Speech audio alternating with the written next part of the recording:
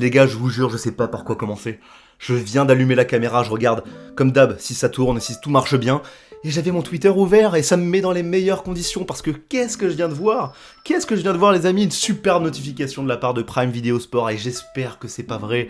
Franchement, j'ai pas vu les images, j'ai pas vu le retour. Dites-moi en commentaire que c'est pas vrai. Je viens de voir que Marquinhos aurait dit aux joueurs du Paris Saint-Germain de ne pas aller voir les ultras, de ne pas aller voir les supporters qui se sont déplacés encore une fois pour chanter, pour supporter ces joueurs qui n'en veulent pas la peine. Non mais c'est incroyable, la justification, je viens de voir, c'est parce que les supporters sont énervé, voilà, c'est incroyable. Et Donnarumma qui serait quand même allé voir les supporters. Bref, ça me semblait important de commencer par cette notification, c'était un peu plus spontané que d'habitude.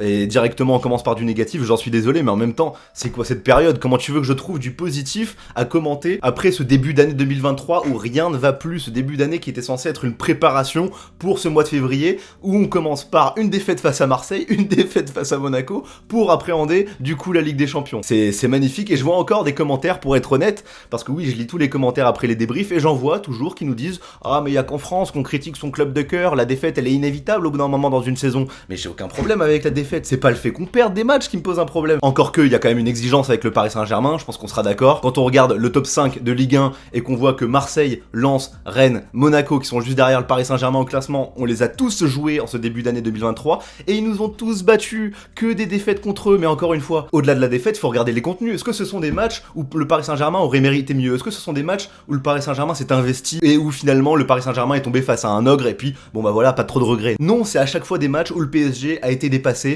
où le PSG n'a mis aucune intensité et où le PSG mérite à chaque fois sa défaite et c'est le cas encore une fois aujourd'hui. Alors évidemment il y a des circonstances atténuantes, on va y revenir juste après, mais cette défaite dans sa physionomie 3 jours après ce match horrible contre Marseille, c'est pas acceptable. Bon, on va quand même se calmer quelques instants, voilà, je me suis même pas présenté pour ceux qui ne connaissent pas la chaîne.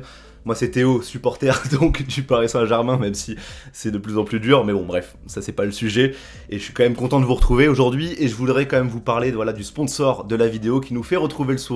C'est quand même très important pour la chaîne, pour le projet Canal Supporter, d'avoir la possibilité de collaborer avec OneFootball, qui est tout simplement un indispensable pour toi si t'es fan de foot, et je pense que si t'es là, c'est pour de bonnes raisons. C'est idéal pour retrouver toutes les news autour de ton club préféré, mais pas que, autour du foot en général toujours. Idéal pour suivre les matchs en live, et comme je l'avais dit dans la dernière vidéo, moi l'utilisation que j'en fais le plus, c'est pour checker toutes les stats du Paris Saint-Germain et des joueurs du coup du PSG au cas par cas, ce qui te permettra de te rappeler notamment que Warren Zaïre-Emery a marqué 2 buts de plus que Vitinha, 1 but de plus que Fabien Ruiz, et autant de buts que Carlos Soler pour beaucoup moins de temps de jeu cette saison. Bon, plus sérieusement, un grand merci à OneFootball et je ne peux que vous inviter à télécharger l'application, elle est disponible dans la description, c'est gratuit et c'est un moyen pour vous concret de nous aider, de nous soutenir en téléchargeant donc l'application en passant par le lien. Voilà pour OneFootball, on va pouvoir se reconcentrer sur cette magnifique performance du Paris Saint-Germain, n'est-ce pas? Cette défaite 3-1 à Louis II avec un but de Golovin, de but de Ben Yedder, avec pour maigre consolation le but de Zaïre-Emery qui réduit l'écart. Voilà, c'est à peu près tout ce qu'il y a de positif, si ce n'est bon bah la grosse perf de Donnarumma, c'est l'un de ses meilleurs matchs.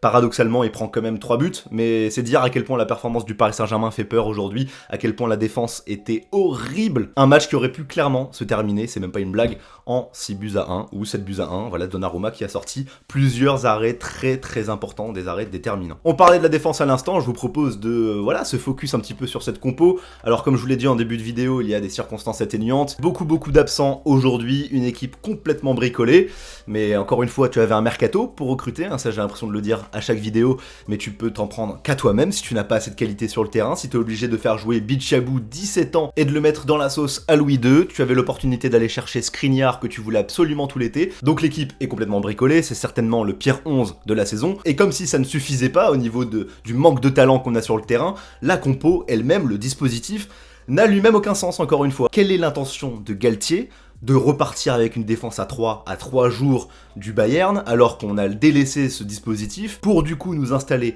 un milieu de terrain, Warren Zaïre-Emery, Vitinha, Carlos Soler, pour faire face à Youssouf Fofana et à Camara, de très bons joueurs qui sont costauds, qui ont un volume de jeu, et qui déjà nous avaient bousculé alors qu'on avait une bien meilleure équipe lors du match aller au Parc des Princes, qui s'était soldé par un match nul. Et donc moi ce qui me rend complètement fou, c'est que ce match, au-delà de la défaite, encore une fois, il transpire toutes les incohérences et tout ce qui ne va pas au Paris Saint-Germain. le manque de qualité pour compenser les absences de tes joueurs, ça renvoie directement au mercato foiré par Luis Campos. Donc la direction sportive, le dispositif qui n'a aucun sens et Bichabou qui se prend un tsunami en première mi-temps, avec en plus Marquinhos qui est complètement à la rue sur le 3e but, ça renvoie directement au coaching. Alors comment voulez-vous être serein? Comment voulez-vous être rassuré après ce début d'année catastrophique du Paris Saint-Germain? Non mais sérieusement, je suis à l'écoute. Dans les commentaires, dites-moi. Pour tous ceux qui vont me trouver encore une fois rabat-joie, pessimiste, négatif sur mon club de cœur, dites-moi ce qu'il y a de bon à tirer de cette équipe. On en a eu la confirmation encore une fois aujourd'hui, on touche le fond. L'équipe parisienne ne gagne pas ses duels, se fait malmener, n'a créé aucune occasion, et encore, on a été réaliste, sur 2 pauvres tirs cadrés, on a marqué un petit but. Tu te fais dépasser dans tous les compartiments, il n'y a aucune construction de jeu, il n'y a rien qui se passe autour de Neymar non plus n'a pas été dangereux. On était censé avoir tout basculé avec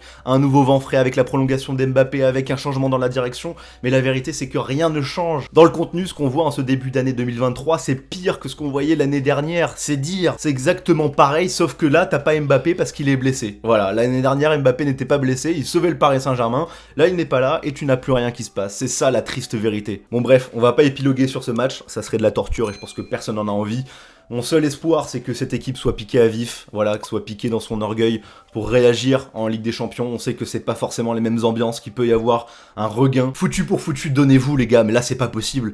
Rien qu'au milieu de terrain, on en est à espérer que Warren Zaïre-Emery, un gars de 16 ans, soit titulaire contre le Bayern, alors qu'on a recruté quand même cet été, on a recruté 3-4 milieux. Encore aujourd'hui, oui, c'est une équipe C, mais t'as plus de 100 millions d'euros de recrutement. T'as Ekitike, t'as Vitinha et t'as Carlos Soler, et les 3 ont été encore une fois inexistants, ils n'ont pas été au niveau. Donc je veux bien qu'on nous sorte toutes les excuses du monde, mais au bout d'un moment, il faut du caractère, faut se ressaisir. Et désolé Marquinhos, je sais que t'en prends plein la gueule depuis un an, je sais que t'es un enfant du club, etc., que t'as un capital sympathie, on t'aime tous bien, mais c'est juste pas possible que notre capitaine, en pleine crise, dise au groupe de ne pas aller voir les supporters. Alors encore une fois, j'espère que c'est faux, mais le pire dans tout ça, c'est que ça ne m'étonnerait même pas. Et très clairement, si on ne veut pas tomber 6 pieds sous terre, si on ne veut pas que cette saison soit encore une fois un fiasco, il va falloir changer de mentalité et c'est la priorité dans cette équipe. Allez, c'est tout pour le débrief de cette énième purge du Paris Saint-Germain et on espère se retrouver pour de bien meilleures nouvelles après la réception du Bayern Munich. Donnez-moi vos impressions dans les commentaires évidemment, dites-moi si vous retenez du positif de toute cette période infâme. Perso, j'ai beaucoup de mal à être optimiste, mais bon, j'espère me tromper, en tout cas c'était Théo pour vous servir et on se retrouve donc très bientôt pour de meilleures actus, je l'espère. Allez, ciao tout le monde.